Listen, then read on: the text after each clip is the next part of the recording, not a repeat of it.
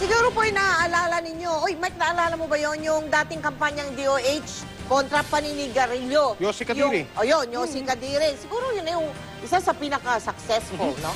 Kontra sa paninigarilyo na kampanya ng DOH. Pero Mel, ngayon, hindi lang basta Kadiri.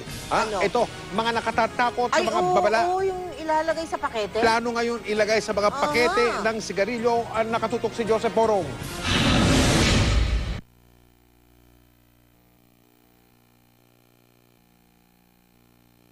Yossi Kadiri, Yossi katakot na rin. Ilan lamang ito sa mga sample ng graphic health warnings o nakadidiring babala na ilalagay sa mga pakete ng sigarilyo simula sa susunod na taon. Babala na ang Yossi, nakakaasma, pwede maging sanhi ng sakit sa puso at pagmula ng sari-saring cancer sa bibig, leeg at lalamunan.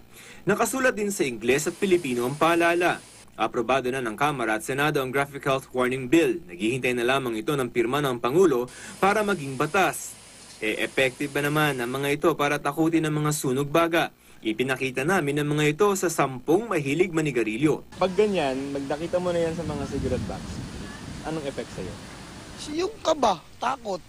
Tsaka siyempre, konting bawas na. Maaring hindi na ako bibili isang kaha. Stick-stick na lang siguro para hindi ko makakita yan.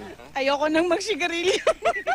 Lahat sila magdadalawang isip na raw mag-Yossi kung may ganyang warning sa pakete. Studies show that graphic warnings are really more effective, much more effective than text warnings. Yun nga lamang, di tulad ng warning sa mga pakete ng Yossi galing sa ibang bansa na nakaimprenta sa itaas na bahagi ng pakete, ang warning sa Yossi dito sa Pilipinas sa ibabang bahagi ng pakete makikita. Bagay na pinanghihinayangan ng grupong Health Justice Philippines. Kung nasa top yung picture, lagi mo yung makikita. We also have a provision that prohibits na may nag-o-obstruct. Si Emma Rojas, presidente ng New Voice Association of the Philippines, ang sabi baka hindi siya humantong sa sitwasyon niya kung may ganitong graphic warning sa mga sigarilyo noon pa. Sa throat cancer, humantong ang halos 3 dekada niyang pagsisigarilyo. Kung noon lang ay may labawan na niya, baka nagdalawang isip ako na mag-upig sa panigarilyo. Para sa Health Justice Philippines, oras na mag-graphic health warning na sa mga Yossi, baka hindi pa maging huli para sa iba at makaiwas sa sinapit ni Rojas. 80% Ng youth natin na sinurvey ay agree sila sa graphic health warnings na may impact sa kanila.